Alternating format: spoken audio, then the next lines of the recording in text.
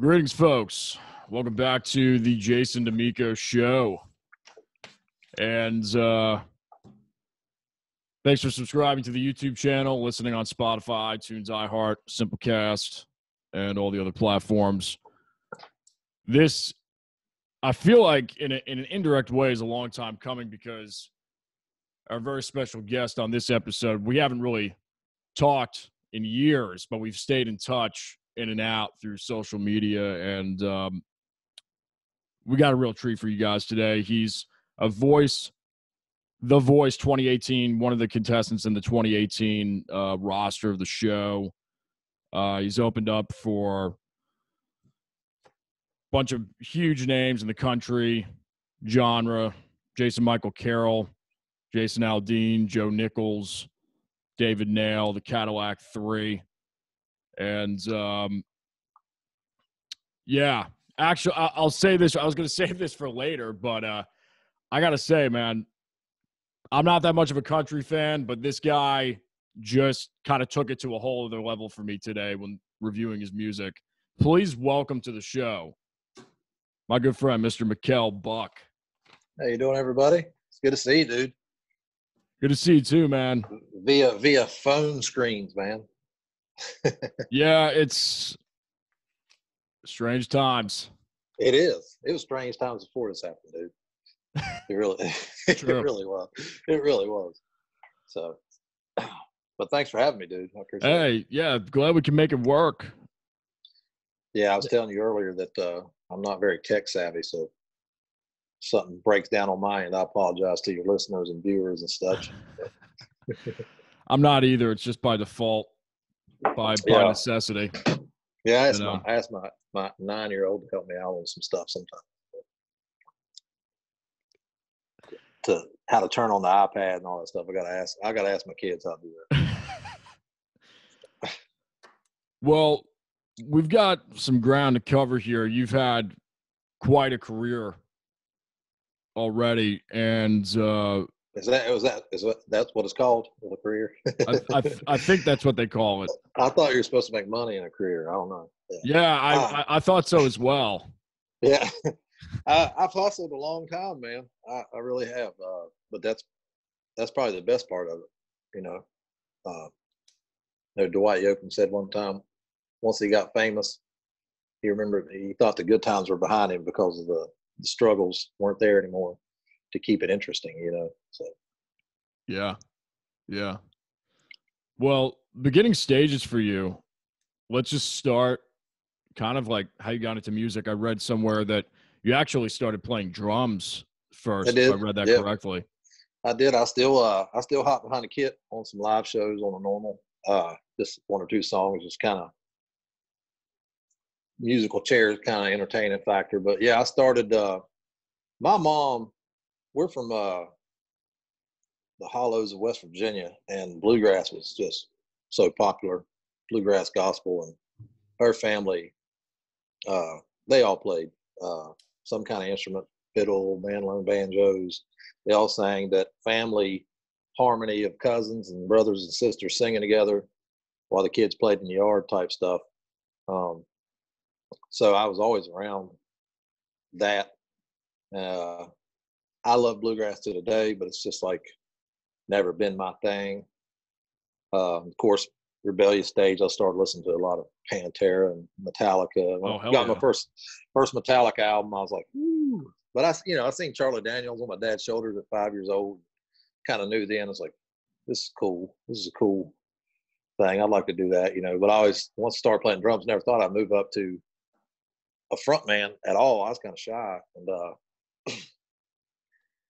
played drums through punk rock bands and metal bands and funk bands and whatever we could throw together through the school days and stuff between playing sports and whatnot. And I'd always knew 2 or 3 chords on a guitar, enough to pick around at the house. But I found myself writing a ton, just kind of weird poems and whatever my thoughts was. Like I said, I never was expressive vocally, so I just always write stuff down, kind of keep it hidden in a drawer so nobody can find my stuff. And then I think I was working a tugboat job out of West Virginia, hauling coal out of the river, about 18 years old after high school. And it's like, well, kind of had these songs in my head. I'm going to go learn more than 3 chords on a guitar and see if I can write some songs. And went out and bought a cheap Washburn guitar with one of my paychecks and started taking the guitar on the boats with me. And I remember not even being able to hear because the engines were so loud on the boats in some spots, you know what I mean? Little boats that were pushing up the Canal River. I'd get off and everybody was telling me I should sing, and I never fancied myself much of a singer. I know I could carry a tune. And so I go to these karaoke bars. Well, I didn't really like doing karaoke. So one of the guys, he's like, "You got your guitar with you?" I was like, "Yeah." He's like, "Plug it in." And I didn't even have one of those, like the acoustic electrics. I had to go buy that Dean Markley little sound hole thing with the cord. To be able to plug my that like a little pickup thing. Yeah, this thing sounds actually pretty good. I mean, they sound pretty good, but I would go plug it in his little powered PA thing. Yeah, with his karaoke thing at this one bar, and can't remember what town it's called, up near Ripley, West Virginia. And I would play, instead of singing karaoke, I'd play my song on my guitar. And then they invited me back to play a set and gave me like $50. And I was like, make money doing this, I guess. You know, and ended up moving down south to work here in North Carolina, and started joining bands as a lead singer. Quickly realized that I didn't want to do what every other band was doing, playing Leonard Skinner and, you know, the Mustang Sally and all that kind of bar standards. I wanted to do my own thing, and that didn't sit well with a lot of guys. Right. And man, we go in bars and I'd be doing my own stuff, and half the crowd would leave. But slowly but surely, just kind of keeping up, you know, keep doing it. You start watching everybody come to kind of hear what you're doing instead of coming to hear the song being, that, you know, the popular song being played and stuff. So, but that's it in a nutshell. There's a lot of broke flat tires and trailer tires blown and PA speakers blown and guys quitting right before the show between here and there, you know. Yeah. Our last show before the shutdown was, I think 500-600 people, and it was epic. Everybody singing every word to the EP back to us. It's a lot of hard work. It's starting to pay off, it seems like, though. Yeah. Major influences for you? Oh, like I said, I love everybody, man. Shoot, I listened to a lot of Boys to Men back in the day. I did, man. But on the countryside, you know, Steve Earle. Mm-hmm. I've always liked the different writing. I never really liked the main. Of course, I love George Strait, Alan Jackson, Hank Williams Jr. Right. Garth Brooks, probably the one that set me into country music. Dwight Yoakam was a huge one.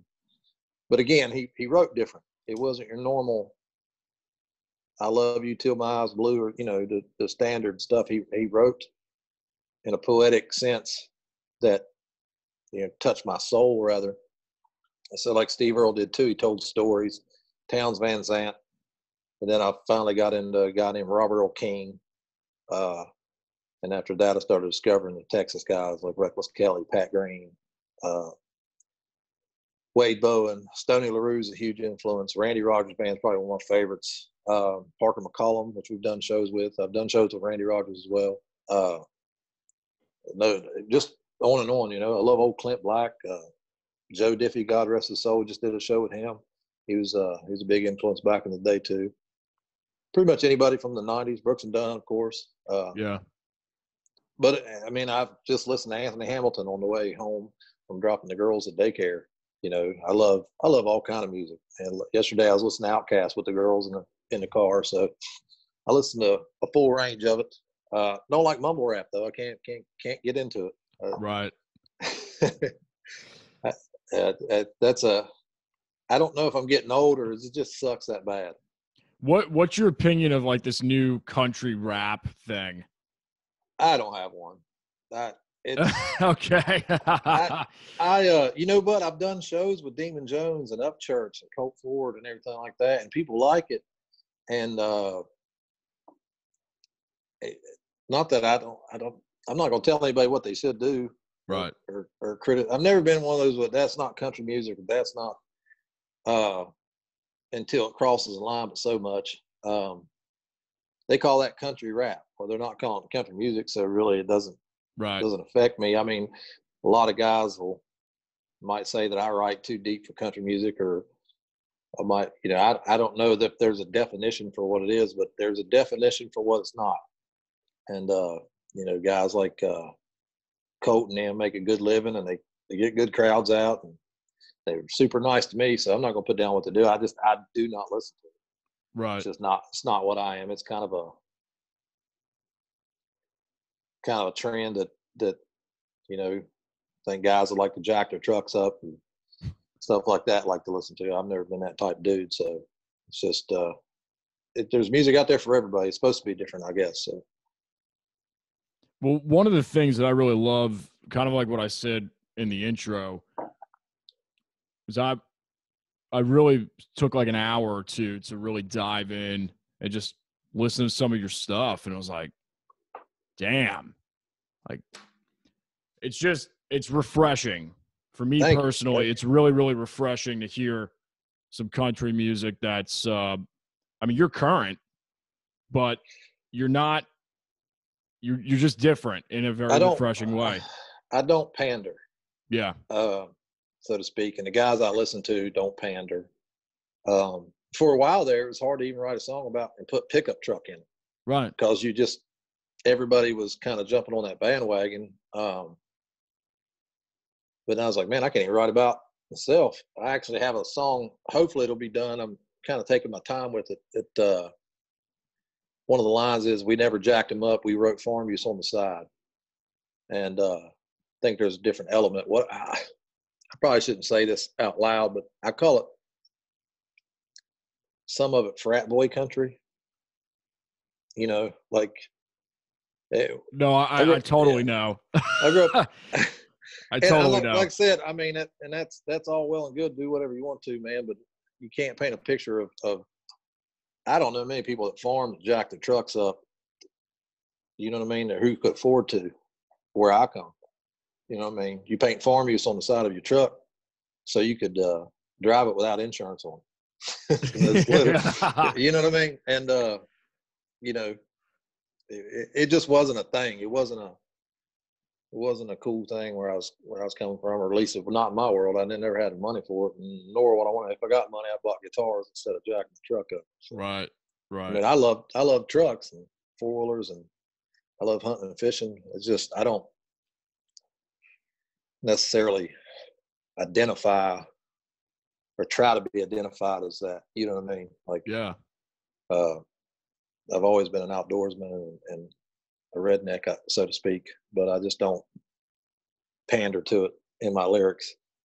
Just if it doesn't sound real to me, I won't sing it.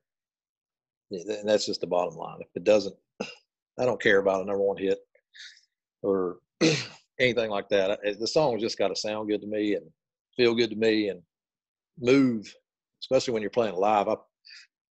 The reason I play music is to play live shows. Yeah. It's just where the music moves, and it's not stiff. It's not totally choreographed to light shows. It's just what it is. It's live music. Because when I watched Charlie Daniels and the old guys like that, man, they just jammed.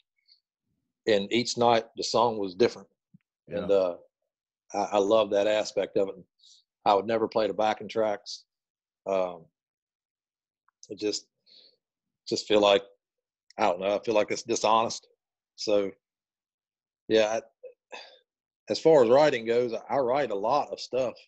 I only put out a little bit of stuff because I'm so picky on what I put out. So it's a touchy subject when you talk about what's country music and what's not. So, what's your creative process, and has it changed at all over the years? It does. I can write a song like "With Me Now." It took 15 minutes. A song like "Irish Road" took me 15 years. Wow. You know, wow. Yeah. That's a great song, by the way. Yeah, it Man. probably is.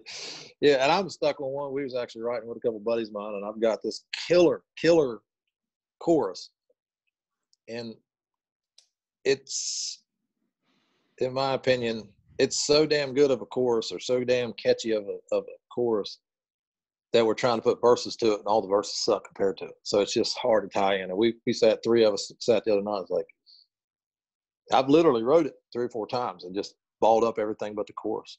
And, you know, it might be next year, it might be 10 years that I get that song finally, something will pop.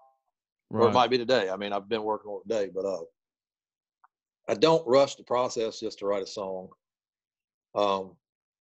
Actually, you know, I've met with publishing companies and stuff like that. And that's an avenue that my songs are grabbing attention for, I guess, being a decent songwriter or something. So it's grabbing some attention from some folks, and guys acting as my manager right now took me down. We met with some publishing companies, and I'm not going to name who because I'm not signed with anybody. Sure.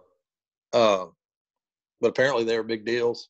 I don't know anything about that world, but I never thought of that, like sitting around writing songs for money.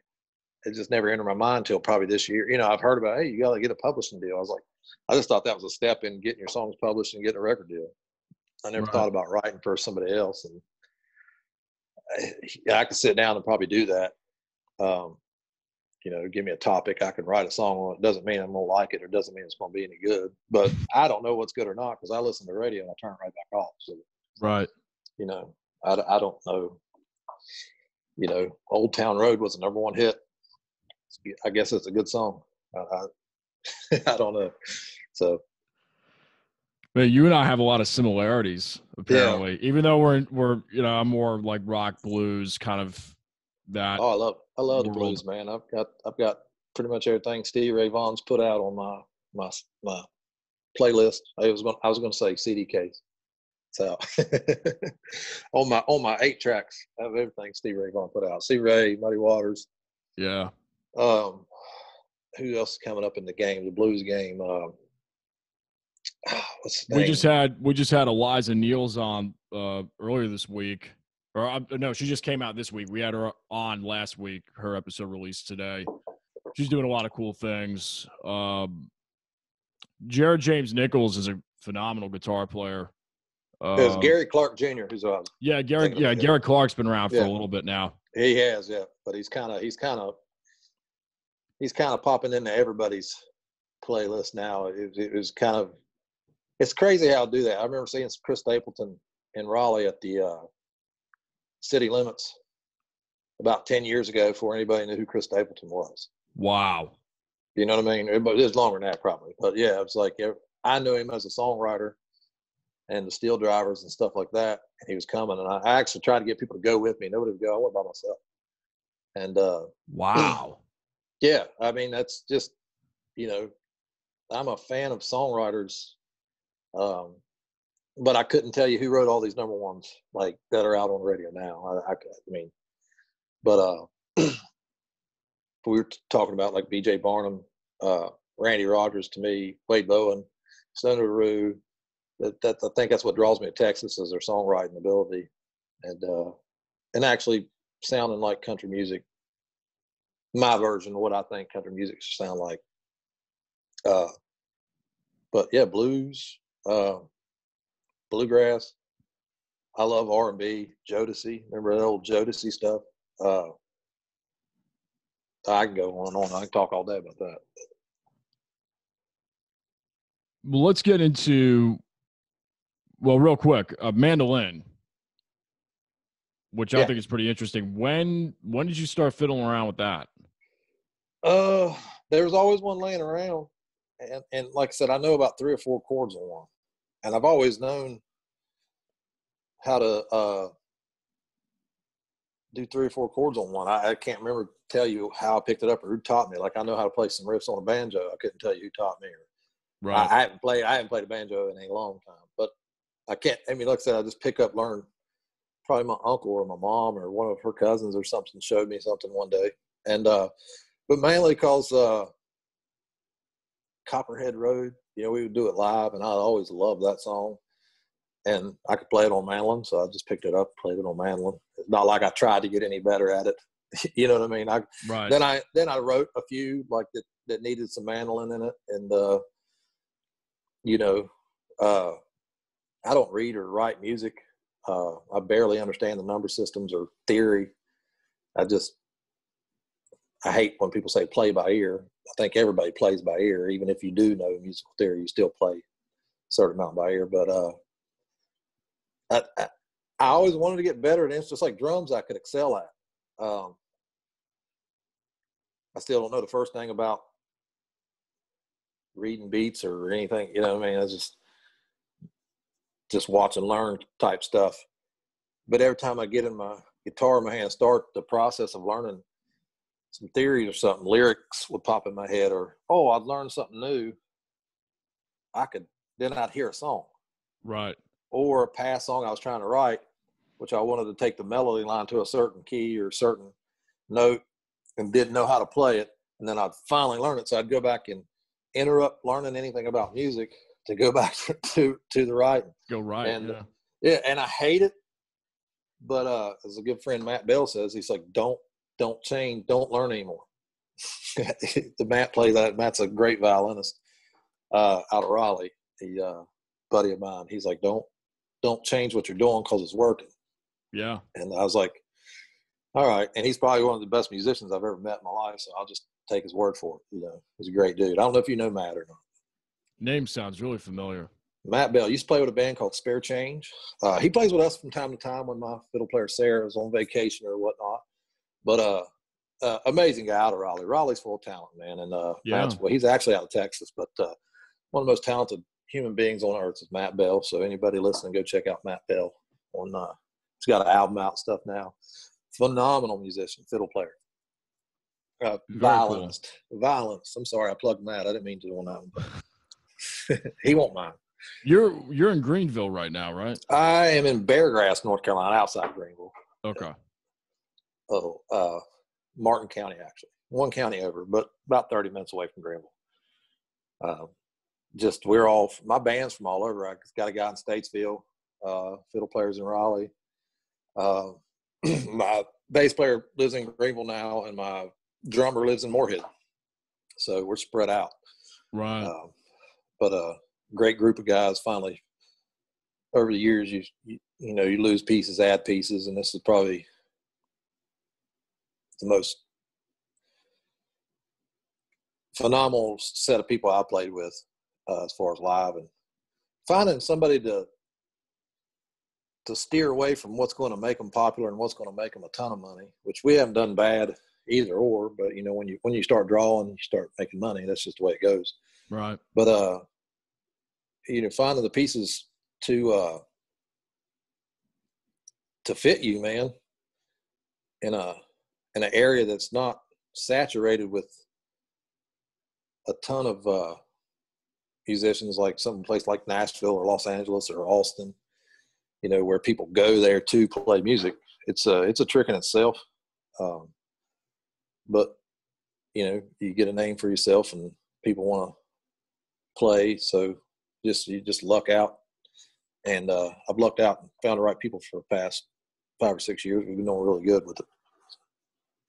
Is there any specific reason why you stayed in this area? Yeah, I was an Army reservist.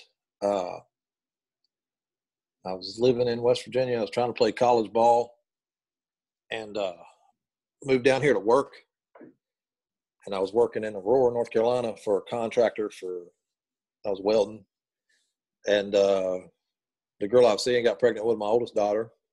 And after I went active duty and came back from the war, I stayed, wouldn't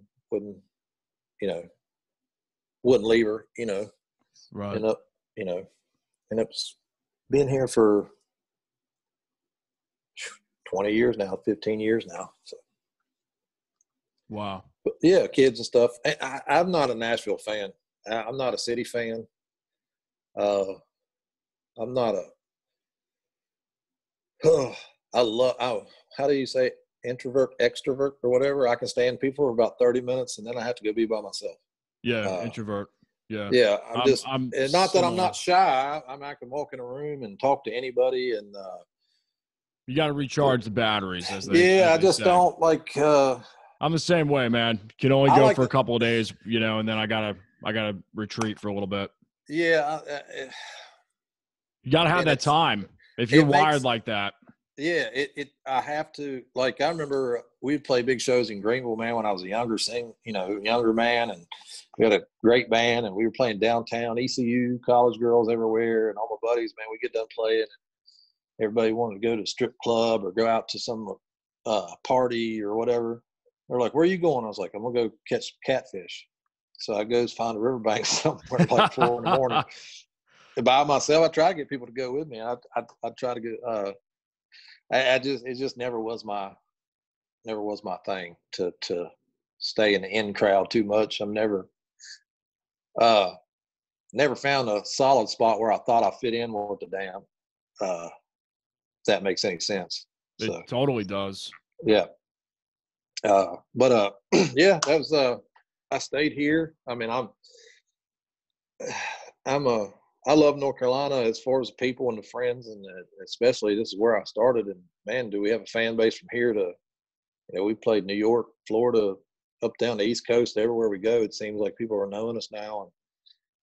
And like I said, got a run in Texas coming up in July, hopefully, if everything's back to normal. And we've done some pretty cool things, man. We were on a 3-day tour, or three-show tour with Love and Theft. That all got canceled, and I had a show with Lorna Lana that got canceled. And man, it's been it's sucked as far as that goes. I try not to keep my mind on it because it is what it is.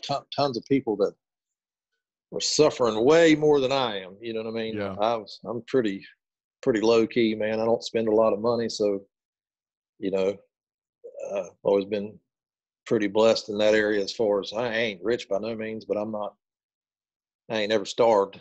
And so I just count my blessings. I hate it. I've lost $7-8 grand the past couple of months not playing.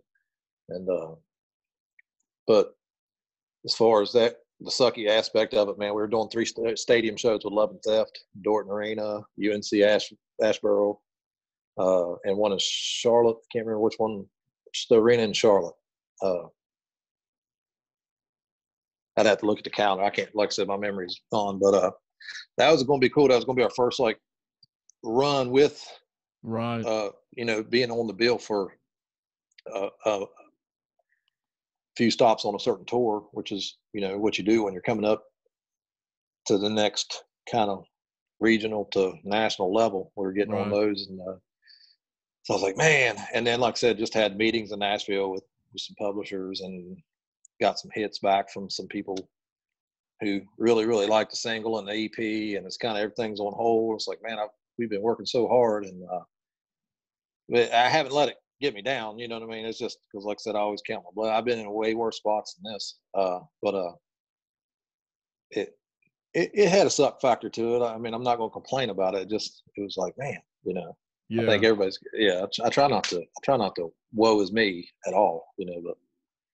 No, man, I can relate. Yeah.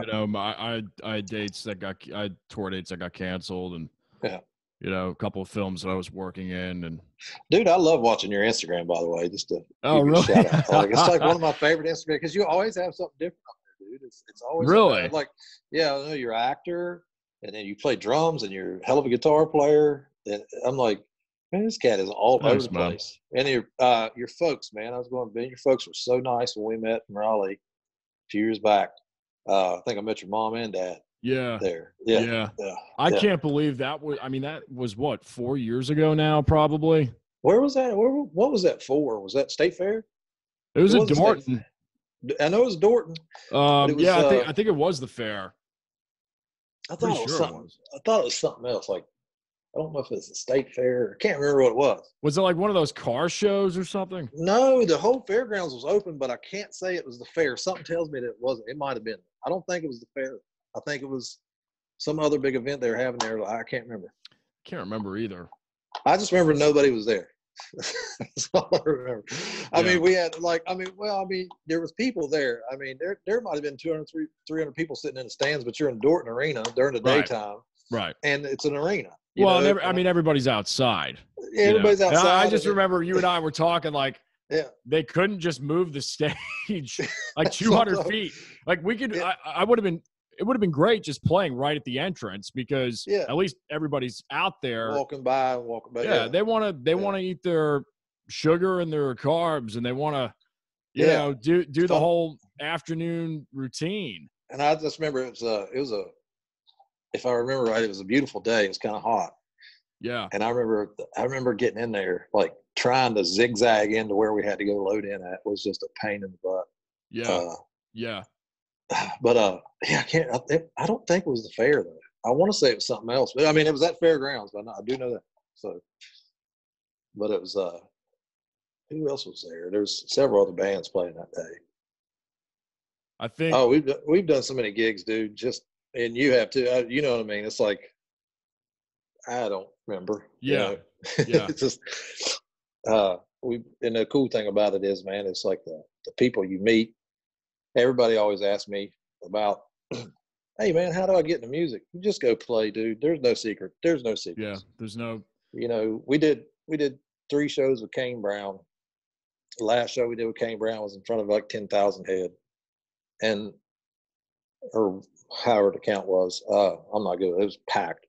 But after that, he got off the bus. We're talking, actually playing cornhole together, and he's a great dude. He's like, man, we got to do more shows together. And I'm like, well, that ball's in your court nowadays, bud, not mine. You know what I mean? He was signed with Sony then and everything like that. And he's like, well, we got to set up some more shows together. I was like, well, set them up, bud, because I ain't got nothing to do with your stuff. Yeah. I'll go play with you. I'll go get in front of your crowd any time of the week. He's a super nice guy. But I've met. When people ask me what do I got to do to write a song or play or whatever, you just got to do it. There's no other way to break into anything without doing it. And if your path's supposed to cross with the right people, then it will. If it doesn't, if you're playing music to become famous, you're in it for the wrong reasons anyway, I think. It's never crossed. I want a bigger record deal to keep playing music for a longer time. Right. You know what I mean? To have the structure. For the organization, because that's really what it is you got to be able to expand and have that team, and it gets to a certain point where you have to have it. Yeah, and they know it's breaking. That's why we're in talks with people and everything like that. I ain't trying to boast about anything, but we've come to a point where we're making headway. And congrats, and it's well deserved. Thank you. But like I said, and they're still like, everybody's like, what are you going to Nashville for? I got a meeting. Oh man, it's about to happen. I was like, I've had tons of meetings. You know what I mean? I don't. And like I said, everybody's like, you aren't excited. I don't get excited about much, man. Well, you know how it is. It's so up and down, this business. It's just crazy. Well, and I remember in one of my meetings out in Nashville, they asked me, what I thought a good song was, and I was like, it's one that hits you. There's no other. There's people out there that messes me every day about In Came You, and man, I can't believe you. And I'm like, yeah, I thought it was a great song too. That's the first song I ever recorded. I did not write. I don't even co-write half the time. I do my whole EPs. There's only one co-write on that whole thing. Right. But I mean, if a song hits you, if it ain't got to be. I don't know. My favorite songs, I guarantee it, none of them's been number one. Right. None of them. That's just. I'm the same way, man. I'm the same way. Yeah, I'm not saying that there's not number one songs that aren't great or what. I just think if you're, and this is where I'm kind of. I heard Chris Stapleton say one time, "Don't pull the curtain back too much about." and step on toes of because you got these guys that are like, that ain't country music. That ain't that's that, you know. But it seems like in Nashville, I actually have a song called Nashville, Tennessee. It's and it's poking a little fun, but it's talking about how the trends change. And you'll be down there and there'll be a guy. Nashville's full of people who don't have an identity. And they go to Nashville and, man, what's in now? Well, I'm going to wear mullets and a skinny jean because that's what Morgan Wallen does. And, man, he's number one. So you literally go to Nashville and everybody's growing a mullet back out and wearing the same stuff he does with cut-off plaid shirts and everything like that. And I'm like, well, ain't that what he does? You know what I mean? I'm not going to cop anybody's style. I mean, I've always been a baseball hat backwards and a ripped up t-shirt jeans kind of guy. I don't have any style to me whatsoever, but it's such a trendy town, and it seems like everybody tries to mold themselves into what's happening when they doesn't realize that they sit back and watch guys like Chris Stapleton, Eric Church, Luke Combs. These guys didn't mold themselves to anything. You don't mold yourself to what the industry is doing. You make the industry mold themselves to you. And that's just the way I see Nashville. Not a bad town. A lot of good stuff happens and a lot of good music comes out of it, but it's just a tourist trap with a lot of people who don't have an identity as what they want to do in music. And the guys who actually make it big, like that will be around what I call jukebox classics, will be around like Merle and be around like Willie and Waylon, are the guys that don't change for nobody. You know, Eric Church, Luke Combs did it quick, well deserved. The guy's extremely talented. Tyler Childers is another one. So just basically don't compromise. Don't compromise. I mean, like within reason. I mean, you know, you gotta.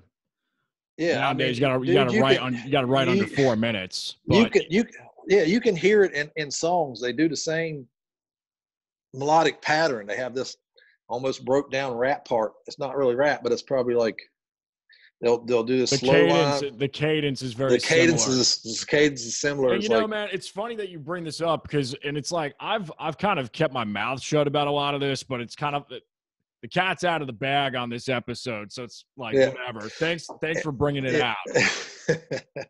Seriously, like, I'm not being sarcastic. Like, this is good conversation, and it's like I try. I'm not a very good communicator, but like I don't know how to explain it other than it's like I can hear 5 songs off what Nashville's putting out. A lot, not all of it, but it's got this.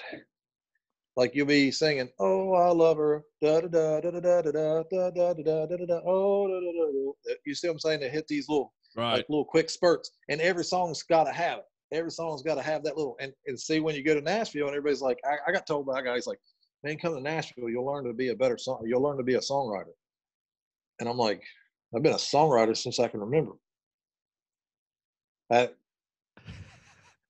songwriter is a person who writes songs. Right. That's it. Definition completed. A songwriter is a person who writes songs. That's it. You don't have to be famous to be a songwriter. You don't have to have number 1 hits to be a songwriter. There's lots of guys out there that are great songwriters, don't have no hits.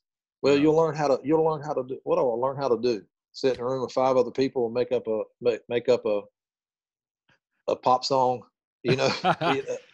and that's fine. And like I said, there's I got a buddy of mine that writes. He's got a couple number 1 hits under his belt, and he writes all over the place. That's what he does best, man. He plays bass for people and everything like that. He writes those kind of songs and country songs. He's a damn good songwriter. And now getting back to my point of sitting down writing songs for people, I could probably sit there and copy that and do it. I just never thought of it because it's not something I ever wanted to do. I just like writing songs that I want to put out on an EP, or songs that I want to play live, or songs that come from a place that it's got some truth to it, not a made up poppy jam to give somebody a number one hit for a week and then you forget about them. You know, I listen to songs in my pickup truck that, you know, that I've listened to since high school. Songs that just stick, you know, and I don't understand writing for a trend. Probably could. I just can't see myself doing it. You know. Right. I mean, it's interesting to think about as a songwriter. Do I want to go down there? I mean, I've sat around people and wrote songs that I didn't like, but were good. You know what I mean? So it wasn't my kind of thing I'd sing. I can do it. I just, you know, but a song that I'm going to record that I want to sing, I got to feel it. If you're singing with your eyes open, you don't feel it. You know, it's that kind of thing. Right. But yeah, that makes sense, man. Nashville's trendy. I always think what I'm saying don't make sense. I ran a lot, dude. Yeah, but I stutter. I'm just trying not to step on toes. I'm not saying anything better than anybody else. Like I said about the country rap and everything. I mean, people enjoy that kind of music. It makes you bob your head, you know. But I don't know how much my 30 No, you just know, you know who you are to a certain degree. You know what you're about. And I mean, dude, well, I've dealt with this is why I'm like, I keep saying, man, I can't believe how much we have in common, because I've heard the same spiel over and over and over again from many different voices in the industry. You need to go this route, you need to go that route, you need to do this, you need to do that. And it's just, there's like I said, there's music and opportunities out there for everybody to do what they want to. I mean, I've had guys, you know, man, call me and they're like, man, I want to use your song and I'll put a rap behind it. And there's been a part of me thinking, because these guys got, you know, 100,000 followers. It's enticing. And it's enticing, but then can I live with myself? I couldn't even, I know you're probably going to bring it up. I'll go ahead and jump onto it. I had to be talked into doing the voice by friends and family. I didn't want to do it. To me, those shows are a joke. They've been trying, dude. They've actually, and this is going to sound really braggadocious for whatever reason, but when I was in middle school and high school, somehow they got my information and they were like calling the house for like 2 or 3 years in a row. Yeah. And I was just like, you know, and I was a minor at the time, so they were talking to my parents, and I was like, oh yeah, dude, there's I actually got an email the year before that, and I thought it was just come try out for the voice. I'm like, man, I'm not staying alone. You think it's kind of like a joke, right? It's like almost like a spam email or something. Yeah, that's what I thought, and I kind of deleted it. The next year I got another one, and I think I answered it back like, I wish I could look back and see the email. I almost want to say I was smart assy on it. I was like, what is this entitled? Staying in line for like 45 days to sing 45 seconds of a song, type, you know? And because I got talked into back years ago, there was a thing called Nashville Star. Mm-hmm. And everybody's like, man, you got to go try it. You got to go try it. Well, I stood in line, sang 45 seconds of a song, and didn't even make it to the next round. You know what I mean? And they picked all females from that thing. Later on, I went to Nashville to record a demo. The bass player for that band was playing bass on me for my demo. And he said, man, I remember you from that show, but we were told to only pick females. Wow. That year, a female won the show. So that kind of put a bad taste in my mouth. And I've heard this before where it's literally predestined beforehand. Like from. Yeah, it's and I don't know what you're at liberty to discuss or not. And I don't want to. I'll discuss. I mean, I don't think there's tons of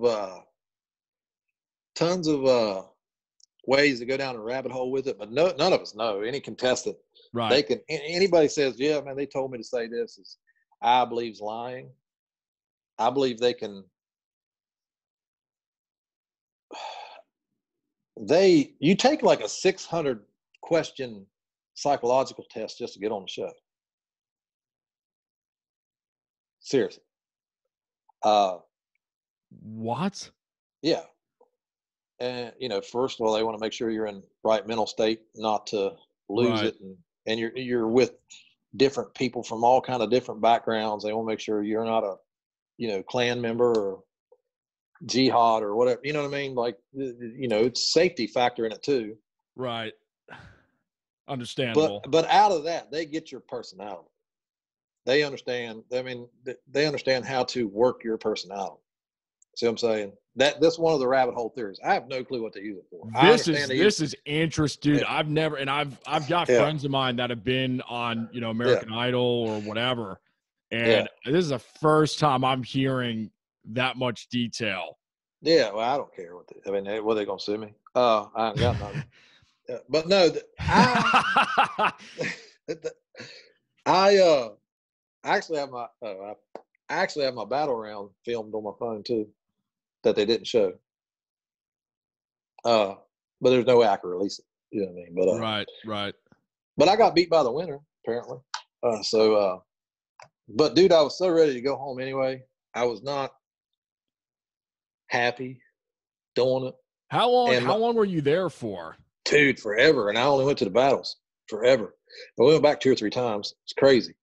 I did like going out to California, man, because when you they pay you a certain amount of, it's not a great amount, but they pay you and you meet. I never wanted to do it. I've never, ever, ever, ever, ever watched an episode of The Voice, American Idol, besides what somebody puts like a audition on Facebook. I've never watched it. I was like, man, those shows are stupid. People's like, man, you got to try out for The Voice. I'm like, first of all, I'm not that great a singer. Second of all, because, dude, I went out there and I'm like, I don't even know why I'm here. The range of some of these people. I'm a honky-tonk country-ass music singer from West Virginia and North Carolina. You know what I mean? I might be above average for, something. I don't know. To me, a great singer is somebody like Chris Stapleton. You know what I mean? Like somebody like Anthony Hamilton. That, to me, that's just got this, there's tons of people I think way better singers than me. And when I get compared to them, that's awesome. But I don't think about the same thing. But they're like, man, you got to try out for Voice. You got to do this. I'm like, well, they got that email and they're like, yeah, would you rather come to Baltimore or Nashville? I was like, well, let's go to Nashville. And a buddy of mine, one of my best friends, he's like, dude, I'll drive you down there. We'll get the hotel and just try it. I was like, man, I don't want to be on one of them damn shows. Like, I don't want it to. It sounds stupid, like ruin your reputation.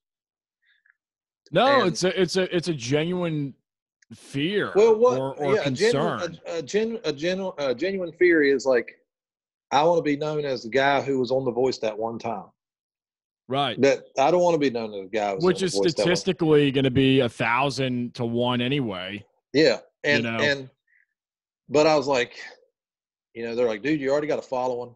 You can get on there, and then people. So I came up with this plan. I was like, I haven't done like a really, really good album. Done like home recordings, done a live album, which I was proud of the live album. I thought it was a kick-ass little live album for what we had to work with, and kind of put us out who we were, and it did good. As far as getting streams on a regional level and everything like that. People was bumping it in their cars. I was happy with it. I was like, but I never did that album like the radio ready, produced by somebody album.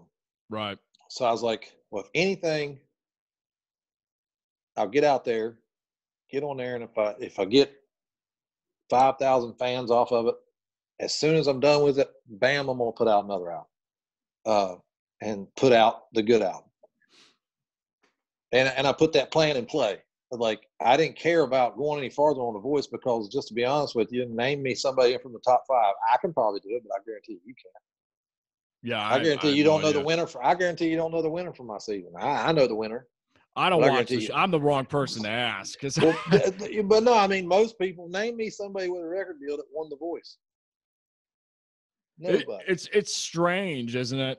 Cassidy Pope, I think, was the closest one. But what a lot of people do not know, did you know Morgan Wallen was on The Voice? No. Yeah. He got eliminated in, I think, either the battles or the knockout rounds or something. I think. I don't know. Doesn't sound anything like he does now, I will say. Right. But, Miranda Lambert, she was Nashville Star, didn't win it. it seems like everybody who doesn't win those shows does better in a career-wise because people forget they're there. They get enough, they get enough headway. So I did it, and man, I met some of the greatest people ever. What was I mean, in about a minute or two, because I know we got to hit a couple other points, but yeah, I mean, what was that experience like? It was, fly to LA. You get to see how stuff's filmed, and everything's interesting to me. Like when I watch your, I know you've done some acting and everything like that. So I'm like, man, that'd be interesting. I always wanted to be like in an old Western or something. You know what I mean? I thought that'd be cool. Buddy of mine, Ryan Dorsey's big actress. I can say that he's my buddy. Actor out in Hollywood, man. He was on. He did role extra of Mel Gibson's last movie. He was in. Remember that show, Justified? Mm-hmm. He's on a baseball series that was on Hulu now. I mean, he's he was married to some famous other actor. Anyway, I grew up with him, but I always thought I was like follow his stuff because it's cool to see your buddy, you know what I mean, doing acting and everything. So I got to see how the stuff was filmed. I never watched the show. We're getting there, and it's like they could not believe I didn't never watch the show. They're like, well, we got to go. I said, what's a battle round? So they literally showed me the hell they're talking about.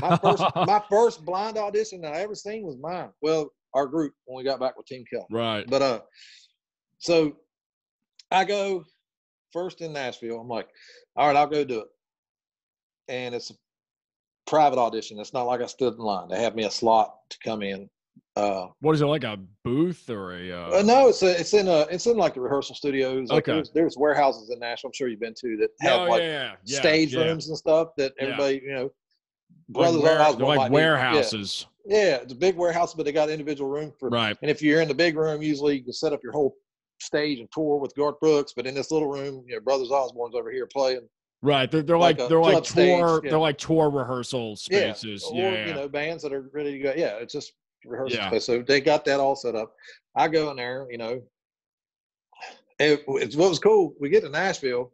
Buddy of mine plays bass for Keith Urban, a good friend of mine named Jerry Flowers. He's been with Keith for a long time, even when he was in the Ranch. Jerry's a great songwriter, wrote with Sam Hunt.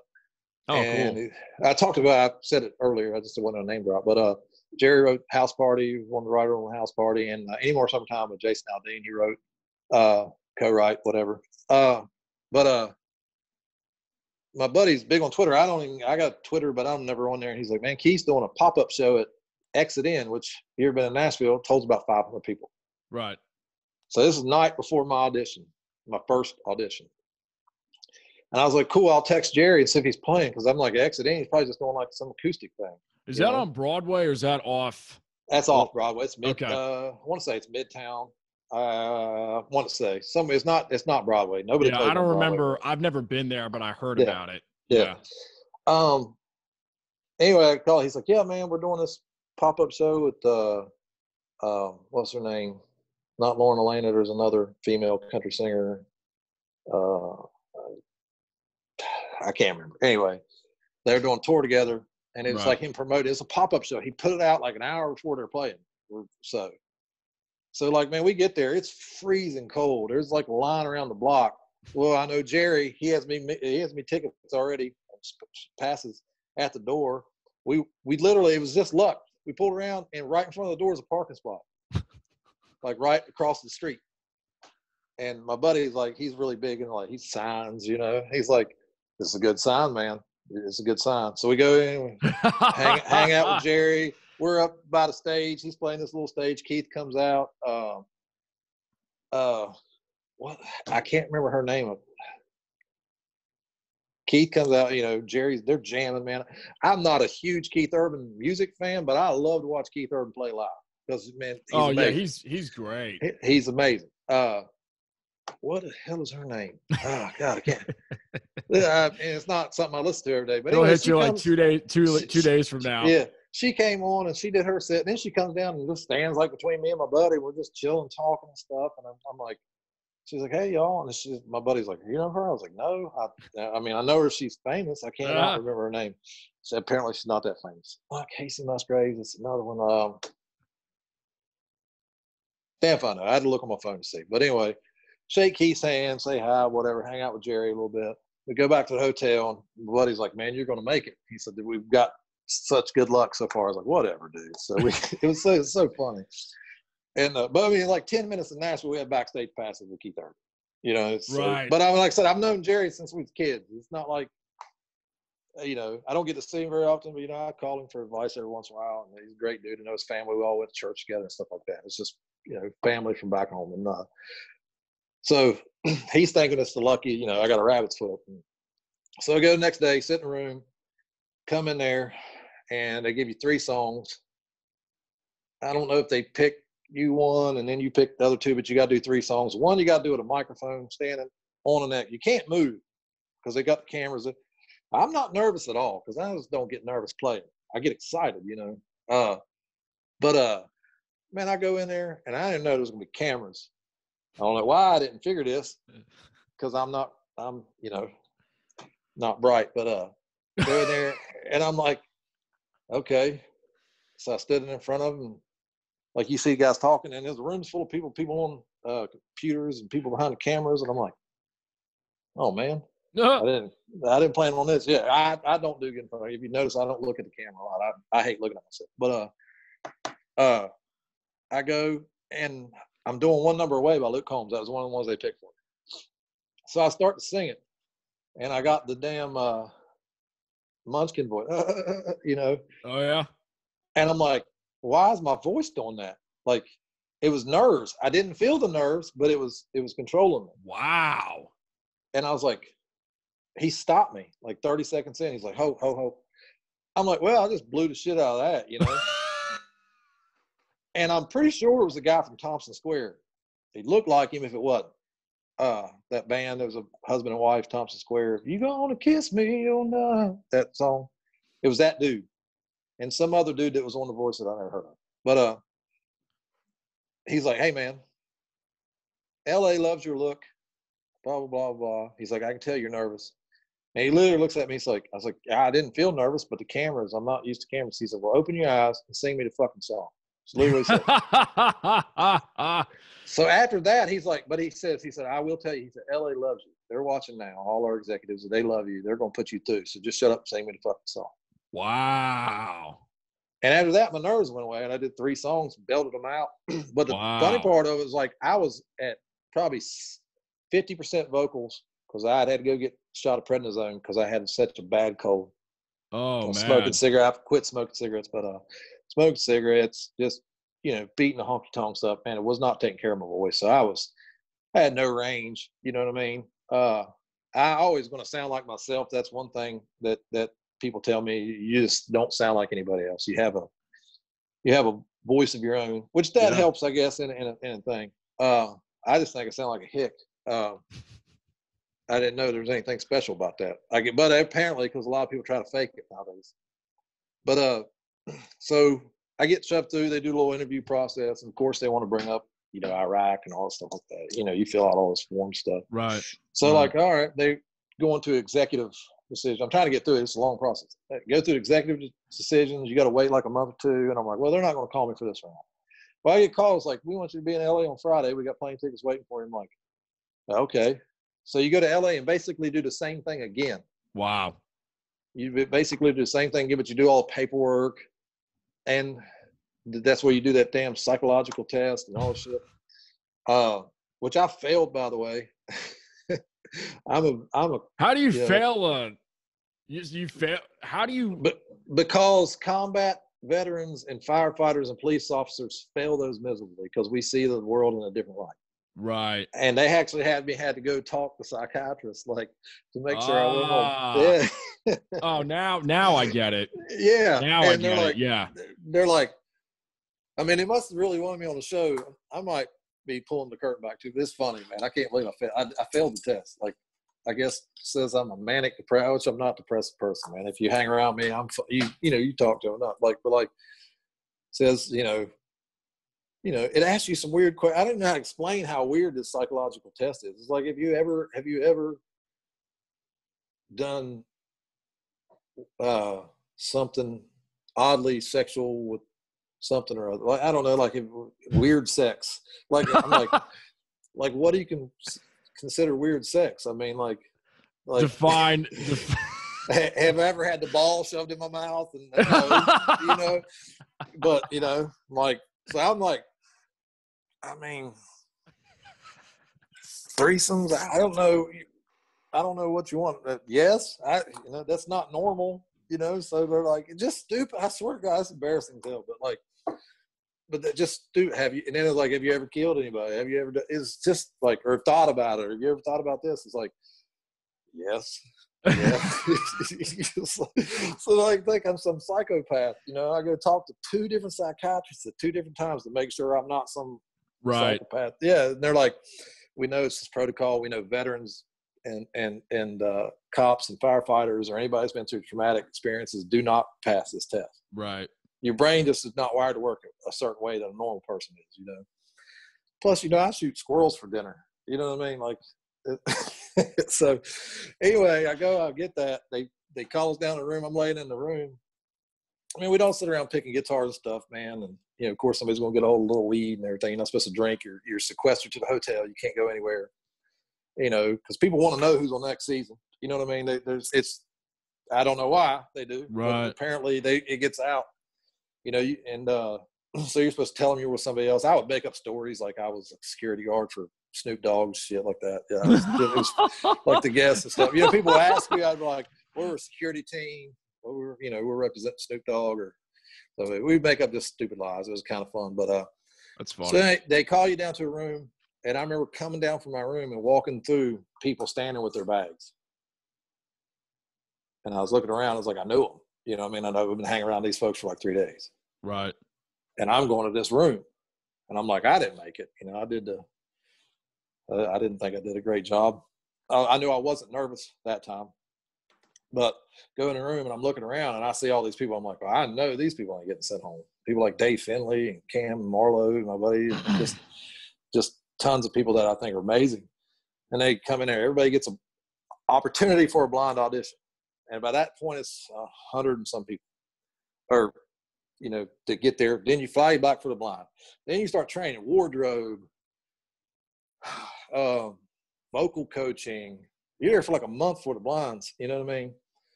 And then before you're in front of the 4 of them. Yeah, you have like three or 4 rehearsals with your band, which my first song they picked for me, I did not like. It did not go over good. And they'll send you home if you don't get a good rehearsal because they're trying to weed down.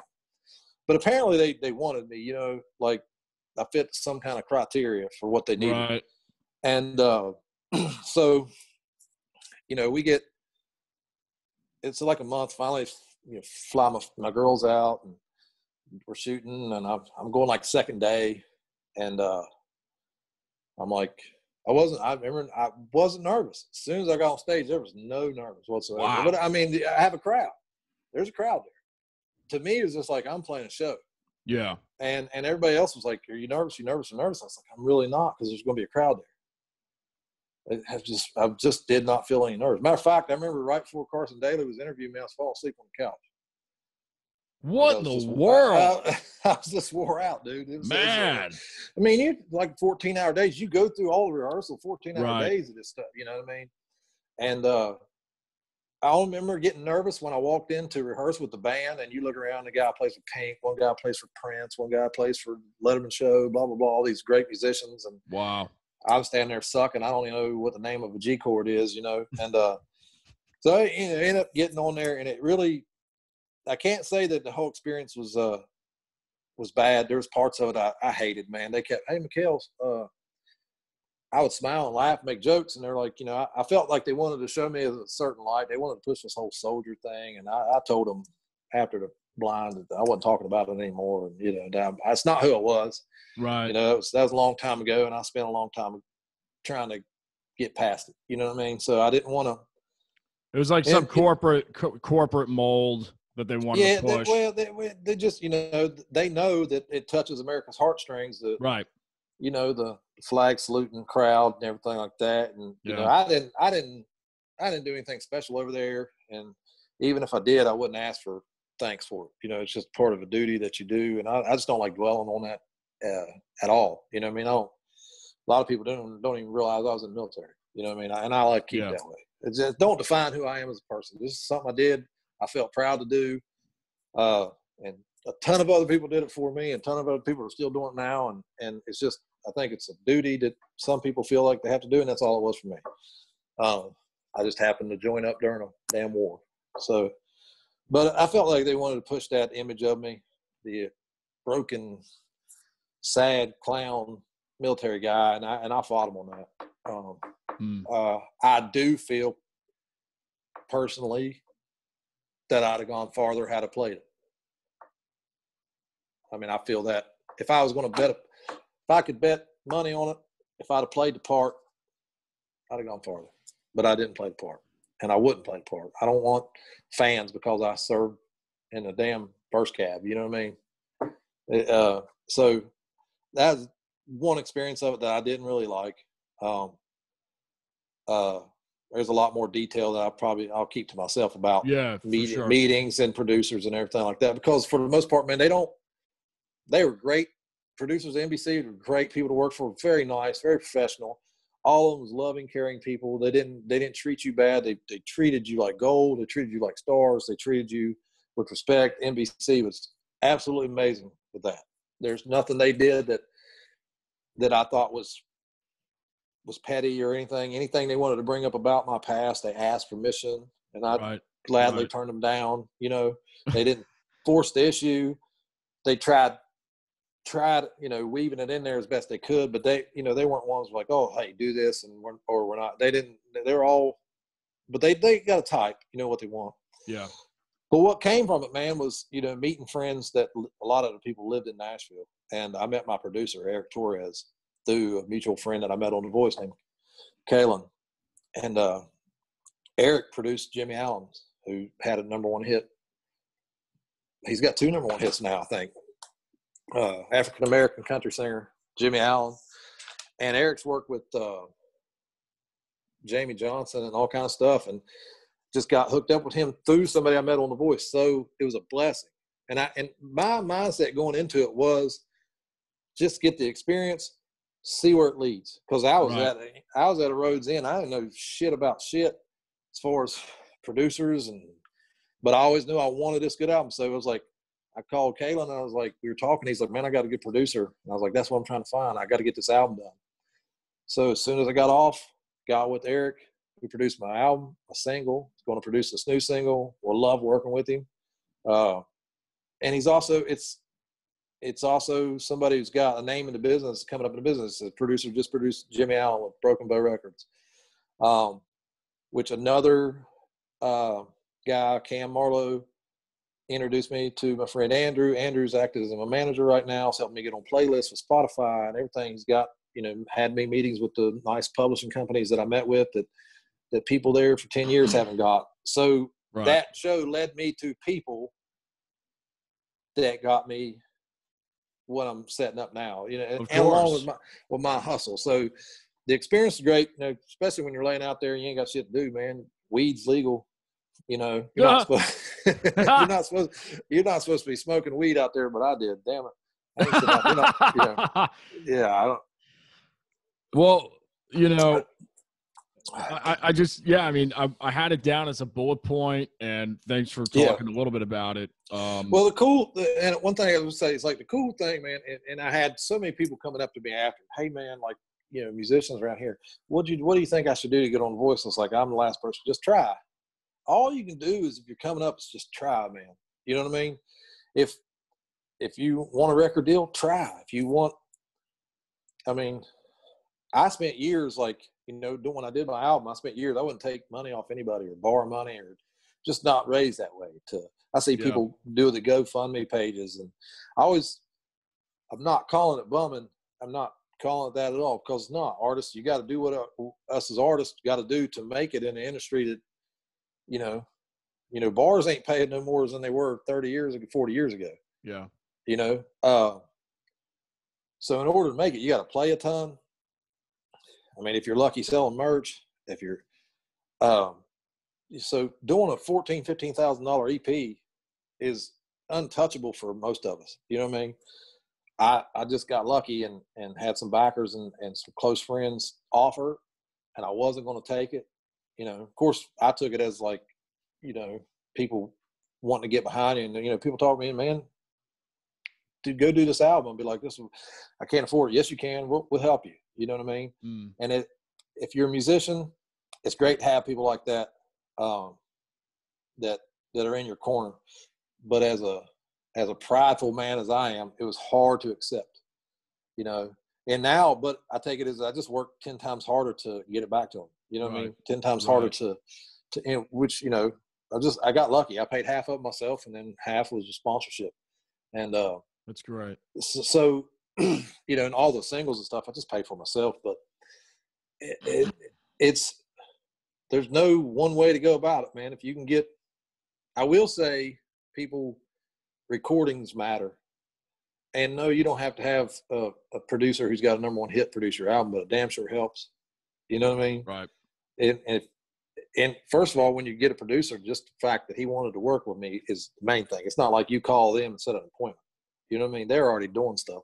So he listened to my stuff and was like, man, I really want to produce this guy. You know what I mean? So the voice all led to that. So I cannot complain about it.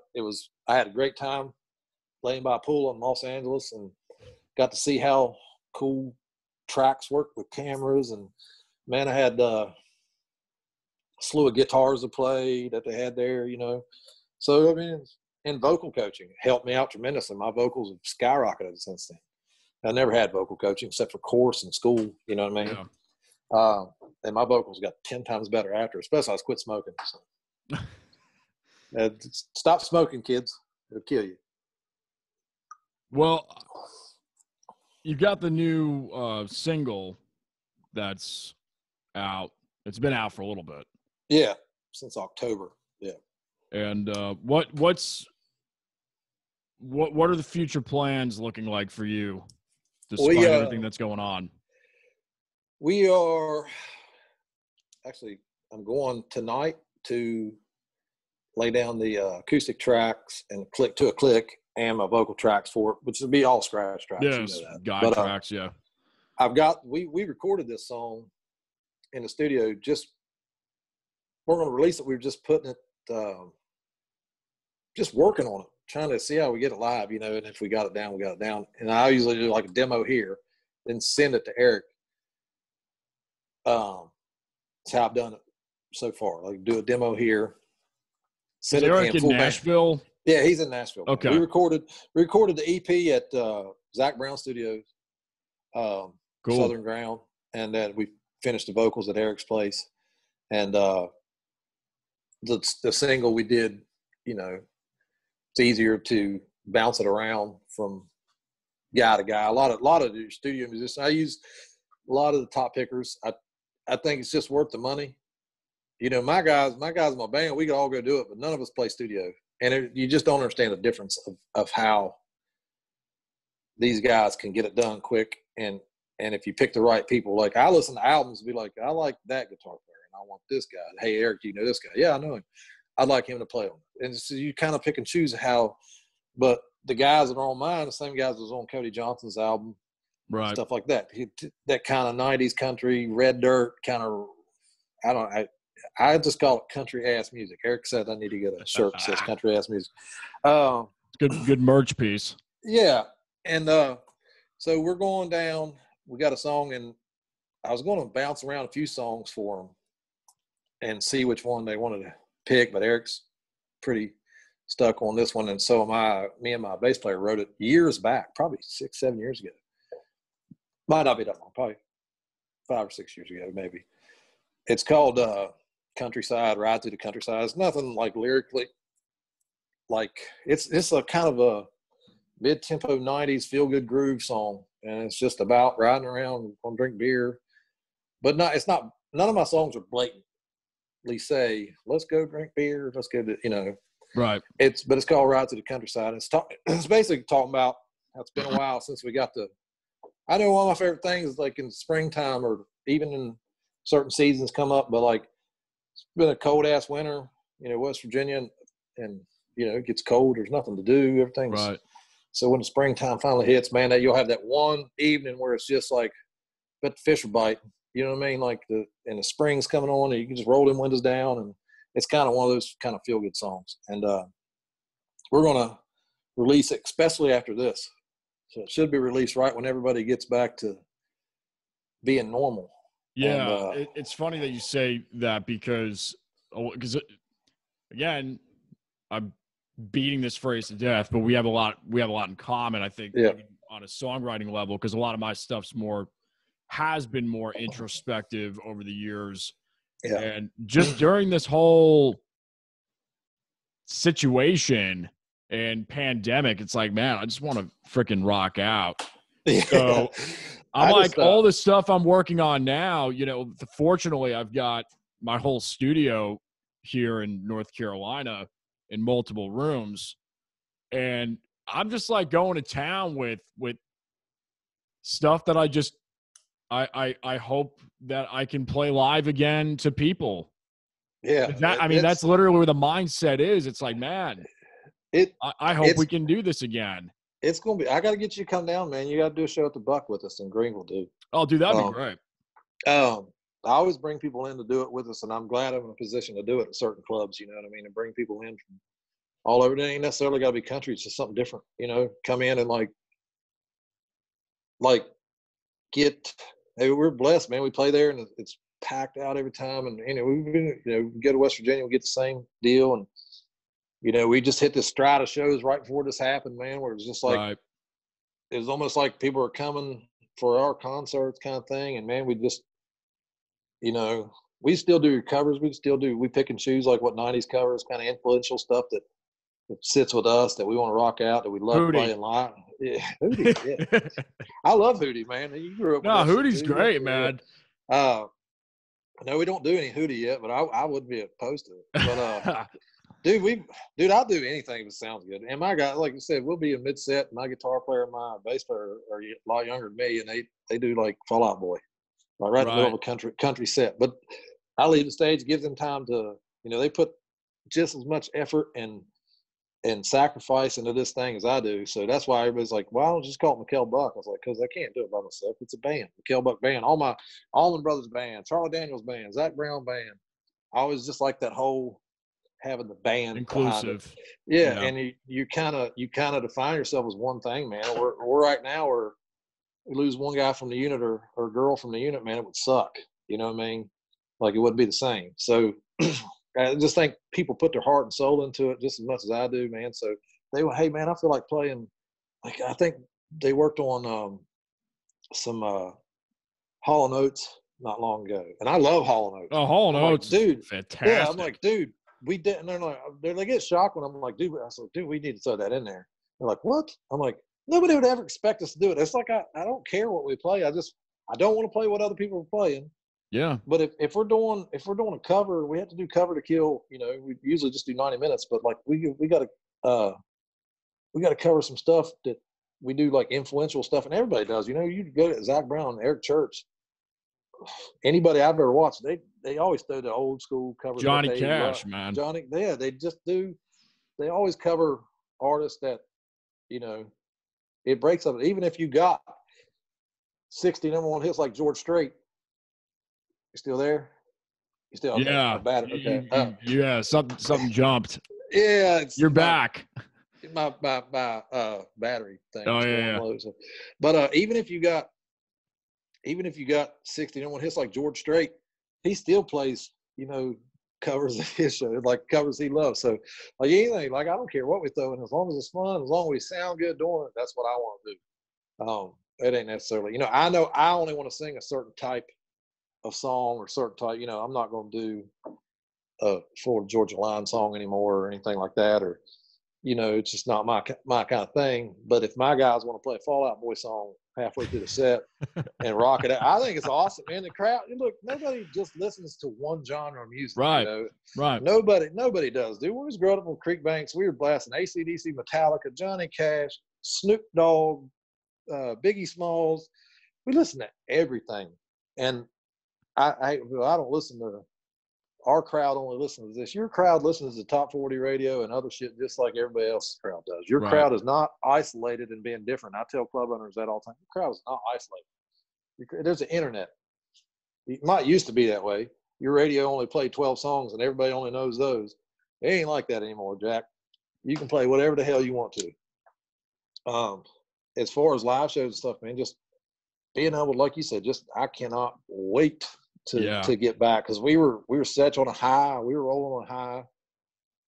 Late, we did a show one way and we were done with the show, and I never played the song Irish Road hardly ever live. It's a understandable. It's a meaningful song, and it's just bar setting, people drunk, girls showing titties and whatever. You just don't want to break out the depressing kind of Dylan vibe song in that. But like, man, we started walking off stage and the crowd started chanting Irish Road, Irish Road. Wow. So I ended the night from about 300 people, and I can't remember what bar we was at, but ended the night with that and them singing the Ooh's Back, which was just, it blew my mind. You know what I mean? I was like, so I'm with you, dude. I cannot wait to get back to it. Well, this has been great, man. Thanks so much for your time. Thanks for having me. I've got a quick little thing that I do at the end. I call it the shootout round, where I'll say a word that's industry related to you, and you just say the word back that comes to mind. Okay. And no right or wrong answers. Just totally think of it like your psychological test. Oh God, I'm gonna fail then. All right. Country. Hank Jr. Oh, dude, that's a damn good answer. Damn. Yeah. Man, I wasn't expecting that at all, man. I could dig some Hank Williams. Oh, yeah. Williams or Junior, but Junior's epitomizes everything that I've he wasn't afraid to rock out, he wasn't afraid to keep it country as shit. He wasn't afraid to play blues, he wasn't afraid to play R&B. I seen him live when I was a kid, dude. It just blew my mind. You know what I mean? So yeah. Plus he has a beard. Guitar. Gibson J200, which I do not have. I have a 45 right here. I don't have the that's nice. J200. Yeah. Vocal. Tired. After doing, I just spit on myself. After doing so many shows, you get tired. Mandolin. Sweet. Song. Song. Soul. Live.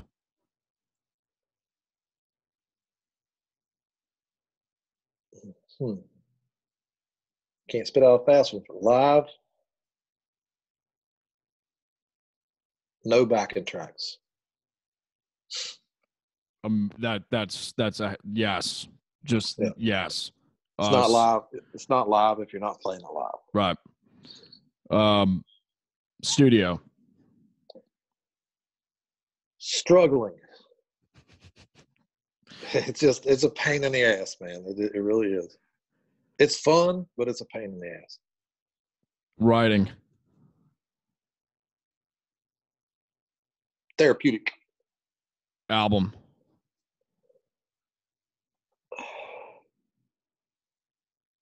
Album's like a book. Like if you put your work together like a book, an album should be like a book. Every song should tie in each other, make sense, like a compilation album. Single.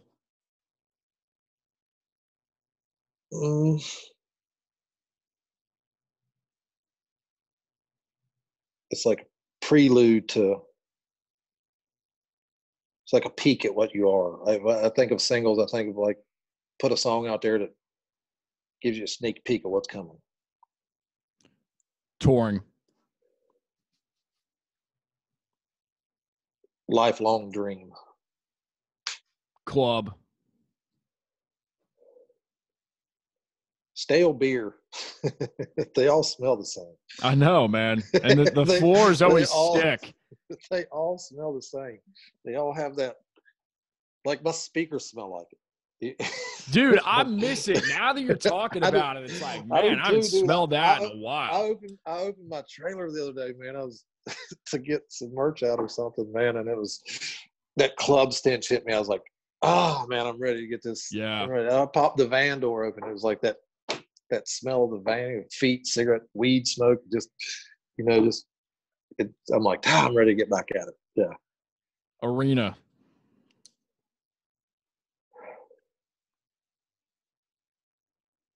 Craziness. Yeah. Like that's going to be the crazy part of when I get there. It's going to be unbelievably crazy. West Virginia. Home. North Carolina.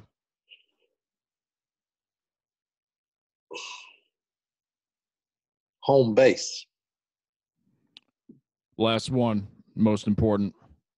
Pizza. Meat lovers. Yes. Yeah. One last. What were you gonna say? I love North Carolina, and it's not necessarily my home, but I love it here. But like, man, I miss the mountains. I'm a mountain guy.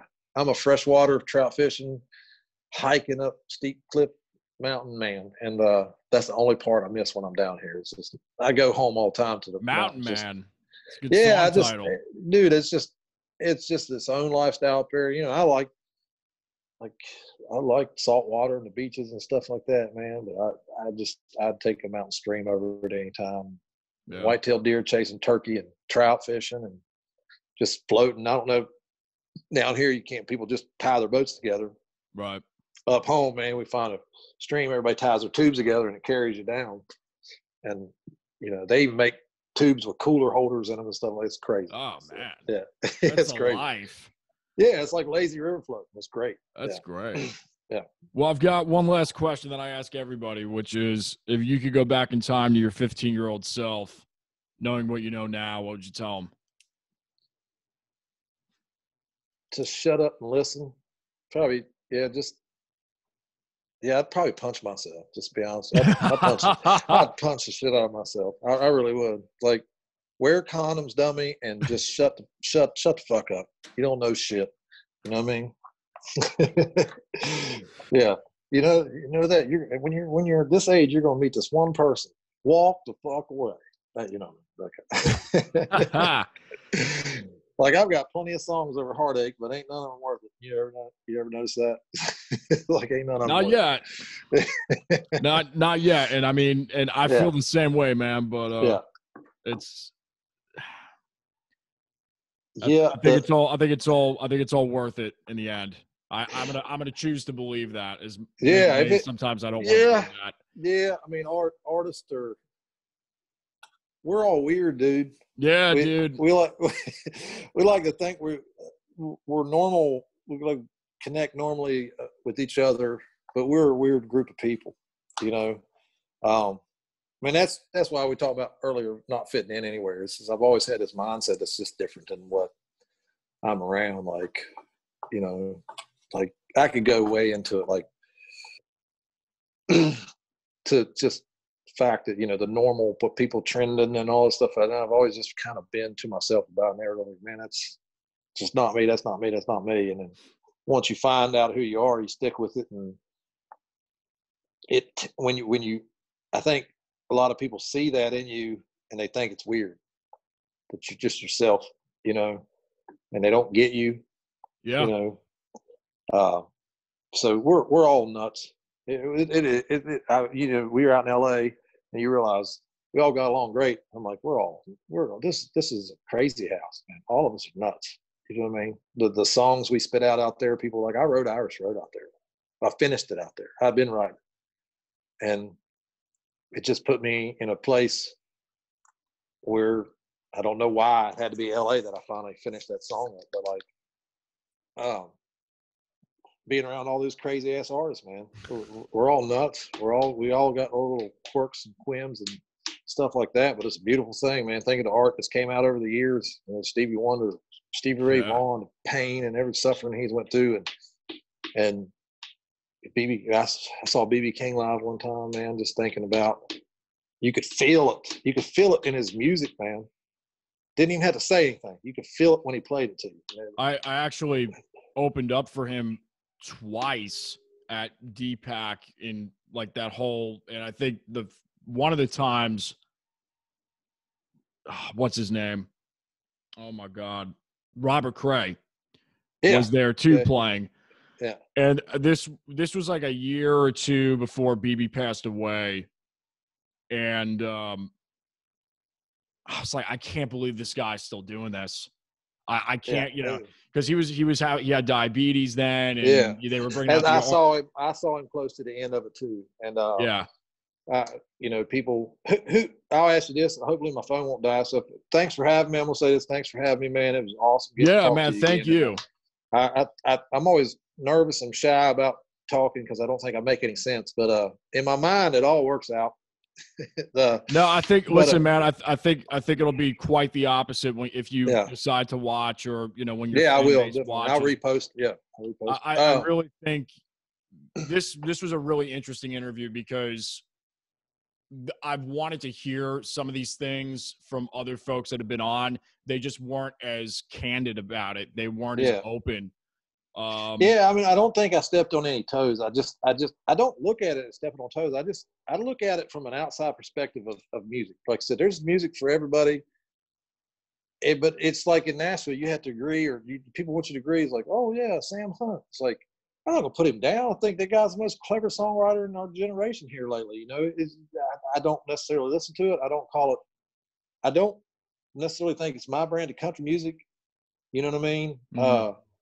But I'm not going to take away the guy's definitely coming up with some genius shit. You know what I mean? Right. Like a back road, stuff like that. It's just not my cup of tea. Right. I think so many people want to get up here and bash it and say, oh, that ain't real country music. It's just music. I think as an artist, we always look at it differently. I don't listen to it. You know what I mean? I don't listen to Colt Ford. I opened up for Colt Ford. I can tell you one Colt Ford song. You know what I mean? It's just not my cup of tea. Yeah. I couldn't tell you, a lot about a lot of music that I don't listen to. I can just explain why I'm into what I'm into. Well, cool, man. Thanks again. This was really great. Yeah, dude, I enjoyed it, man. It definitely made the day go by a little quicker. Shoot me the link, dude. And let's get together as soon as it's over, man. Let's see. I'll buy you. Yeah, man. We gotta hang. We gotta do something. I know the phases are starting to titrate up, down or up or whatever at this point. So the world is kind of opening up. We gotta get together soon. My opinion on it's all horseshit. I honestly, man, it's all horseshit. I people are dying from it. I just don't understand why it's turned into what it's turned into. I understand it. The Martians are coming, man. The Martians are coming. And I get getting ahead of it, not knowing the fear of it. But it also, if something's not right. You can't lie to the population that see it with their own eyes. The hospital wings are empty and they're sitting there telling you they're full. I mean, we know, talk to anybody in the medical field. Why are you laying off nurses and firefighters and stuff if it's so needed? Why are there more deaths from the flu not being numbered? Why are they padding the numbers to we can go on and on. I'm just saying I don't want anybody to die. We were talking to my 83-year-old grandmother who still goes grocery shopping. I'm like, Mama, stop. Yeah. And she's like, she's 83. She lived through the Great Depression. Yeah. You know what I mean? And World War II and Vietnam and Iraq, she don't care. She's like, if whatever, it's my time to go, it's my time to go. So, I mean, she wore a mask and we made her wear a mask, but I guarantee you she took it off. And she's like, it is what it is. I mean, I don't like politics at all, man. To me, it's like asking me what shark I want to bite me in the ass, either the great white or the Damico. They both suck. You know what I mean? It's like one of my favorite lines is Elvis. He said something in an interview from way back, and it was like, I'm not a politician. I'm a musician. And I was like, man, that's just stellar. Yeah. There's a thing called political science. And if you have to put politics and science together, you know it's fucked up. You know what I mean? The problem is you can't fool everybody like you used to be able to. And at the end of the day, man, it's like I honestly I don't think we can really make that much of a difference. You might be able to on a micro scale. Yeah, I'm not going to tell anybody who to vote for. You vote for who you want to vote for, and keep your mouth shut. But just because you sing a song, or you're an actor, or you can fight real good, I don't give a fuck what you got to say about. Like the best one to say is Dave Chappelle. Well, let me call Ja Rule and see what he's going to vote for. Who gives a shit? I don't care who you're going to vote for. I mean, I have my opinions, my strong opinions on stuff. I will say that I want everybody to be safe and happy and live a joyful life and listen to great music and put a smile on your face. And I think if everybody would just smoke a joint, the world would be a lot better place. I swear to God. Well, I got to say, man, you are you might be my favorite country artist right now.